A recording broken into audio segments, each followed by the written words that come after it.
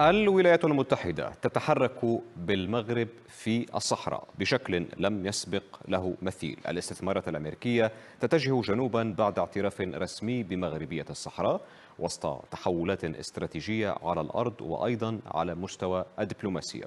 موقف قوي لكبير مستشاري الرئيس الأمريكي لأفريقيا مسعد بولس أو للشرق الأوسط وشمال أفريقيا جاء ليؤكد فيه أن واشنطن ماضية في تثبيت موقفها المعلن منذ اعترافها بمغربية الصحراء.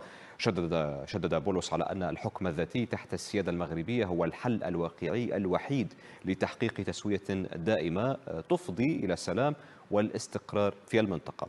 إلا أن الملفت هنا هو مرور إدارة ترامب إلى السرعة الثانية في التعاطي مع الملف. نائب وزير الخارجية الأمريكي كريستوفر لانداو كشف أن واشنطن ستواكب الشركات الأمريكية الراغبة في الاستثمار ليس فقط في شمال